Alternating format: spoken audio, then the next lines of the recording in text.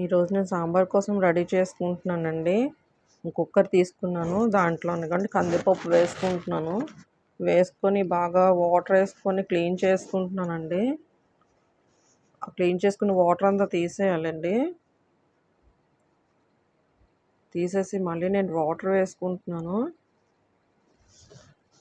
And cap పెట్టేసి మళ్ళీ stove on చేసుకొని కుక్కర్ పెట్టాలండి.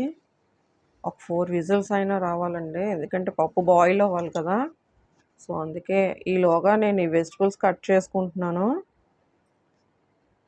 పప్పుచారుకు కావాల్సినవన్నీ తీసుకున్నానండి. చూసారు, ఇలా కట్ చేసుకుంటున్నాను. కొంచెం పప్పు అంతా కూల్గా అవ్వినంత వరకు నేను ఇవి కట్ చేసుకుంటున్నానండి.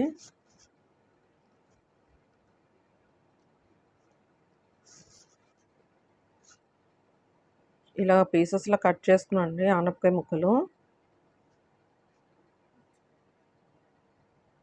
బెండకాయలు ఇవన్నీ చూసారా, ఇలాగా పీసుల్లో కట్ చేసుకున్నాను చూడండి. ఓకేనండి, ఇలా కట్ చేసుకున్నాను నేనైతే. సో ఇదండి, కుక్కర్ ప్రెషర్ తగ్గిపోయాక క్యాప్ తీసుకుంటున్నాను.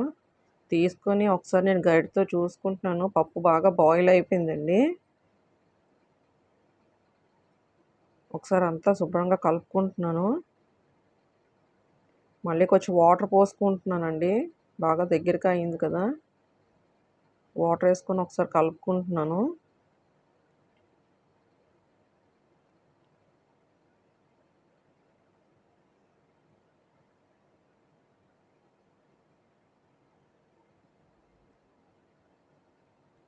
చూడండి, ఈలోగా నేను గిన్నె తీసుకుంటున్నాను.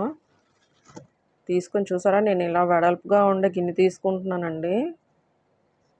తీసుకొని స్టవ్ ఆన్ చేస్తున్నాను. స్టవ్ ఆన్ చేసి ఆ గిన్నె పెట్టేసుకుంటున్నానండి. ఈ పప్పు అందులోకి వేస్తున్నాను చూడండి.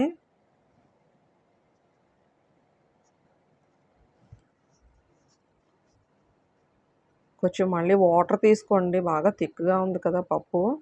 ఇలాగ వెజిటబుల్స్ అవి బాయిల్ అవ్వాలి కాబట్టి నేను కొంచెం వాటర్ తీసుకుంటున్నాను. మళ్ళీ తీసుకొని అది కొంచెం మళ్ళీ ఆ పప్పులో నా వాటర్ అంతా వేయండి. బాగా థిక్గా ఉంది కదా. ముక్కలన్నీ ఆ పప్పులోని కొంచెం బాయిల్ అవ్వాలండి. ఒకసారి అలా కలిపేసుకోండి.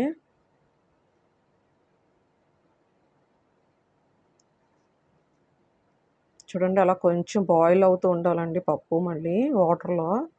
ఇప్పుడు నేను వెజిటబుల్స్ కట్ చేసి పెట్టుకున్నవన్నీ తీసుకుంటున్నాను. చూడండి, పచ్చిమిరపకాయలు, ఉల్లిపాయలు అవన్నీ వెజిటబుల్స్ అన్నీ మళ్ళీ కొంచెం కొంచెం వేసుకుంటున్నానండి.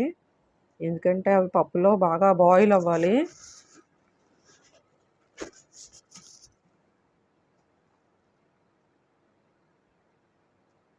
నేను ముక్కలు కొంచెం ఎక్కువ వేస్తానండి. కొత్తిమీర కూడా వేసుకుంటున్నానండి. నేను ఫస్టే కొత్తిమీర వేస్తాను, ఫ్లేవర్ దిగుతుందని. ముల్లంగి దుంపల ముక్కలు అన్నీ వేస్తున్నానండి. పసుపు,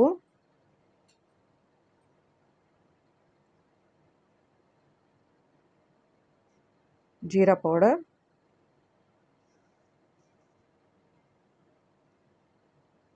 కొరియాండర్ పౌడర్,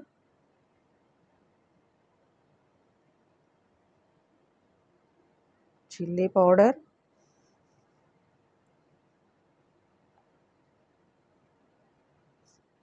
కొంచెం వేసుకుంటున్నానండి.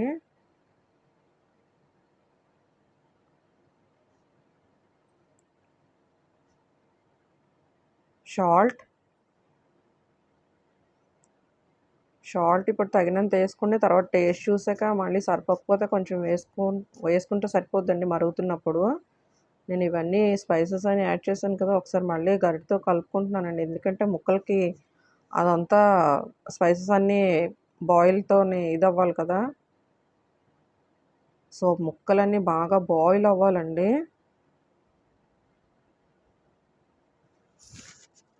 ఒక 15 మినిట్స్ అయినా బాయిల్ అవ్వాలండి.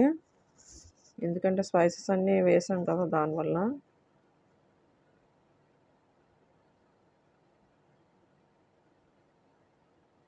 ఏమైనా మిస్టేక్స్ ఉంటే చెప్పండి కామెంట్స్‌లో.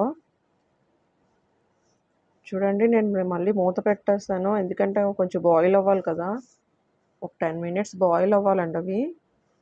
చూడండి మళ్ళీ క్యాప్ తీసి చూస్తున్నాను. చూడండి ఇలా బాగా మరుగుతున్నాయి కదా! బాగా బాయిల్ అవ్వాయండి ముక్కలు. ఇప్పుడు నేను చింతపండు రసం వేస్తున్నానండి.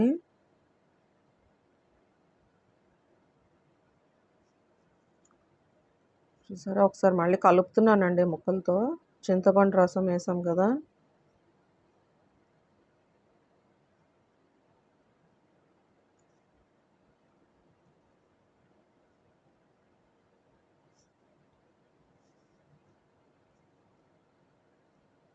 దాంతో కూడా కొంచెం బాయిల్ అవ్వాలండి. చింతపండు రసం వేసాం కదా!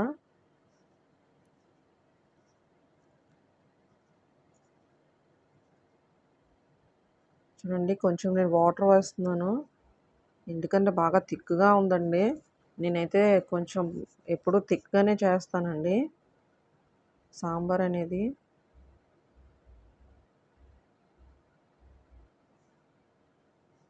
చూసారా ఇలా బాగా కొంచెం కలపండి బాగా. తర్వాత మళ్ళీ ఒక 10 మినిట్స్ గ్యాప్ పెట్టండి. చూడండి మళ్ళీ క్యాప్ తీసి చూస్తున్నాను. చూసారా బాగా బాయిల్ అవ్వాయండి ముక్కలవి. చూసారా చాలా బాగా బాయిల్ అవుతున్నాయి. నేను ఎంటీఆర్ సాంబార్ పొడి అయితే వాడతానండి. అది బావుంటుంది టేస్ట్ కూడా. సో, అందుకే నేను ఆ మసాలా పౌడర్ వాడతానండి. చూడండి మసాలా పౌడర్ వేస్తున్నాను.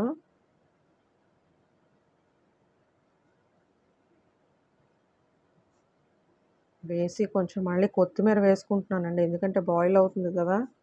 ఆ స్పైసెస్ అన్నీ దాంట్లోకి వెళ్తాయండి పప్పుచారులో.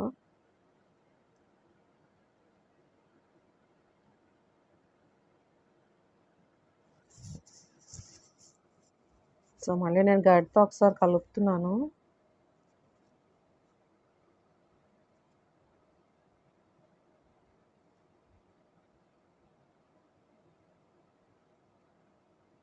చూడండి ఇలా వచ్చింది.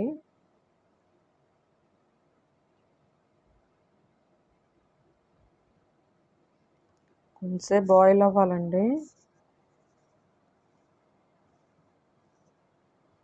చూడండి నేను పక్కకు తీసి పెట్టుకుంటున్నాను. బాయిల్ అయిపోయిందండి. ఇప్పుడు తాలింపు కోసం పాన్ పెట్టుకున్నాను. ఆయిల్ వేస్తున్నానండి. ఇప్పుడు తాలింపుకి కావాల్సినవన్నీ వేసుకుంటున్నాను చూడండి. కొంచెం ఫాస్ట్‌లో పెట్టానండి. చూడండి మినప్పప్పు, శనగపప్పు, జీరా, ఆవాలు, ఎండుమిరపకాయలు, వెల్లుల్లిపాయలు, కరివేపాకు, ఇంగువ,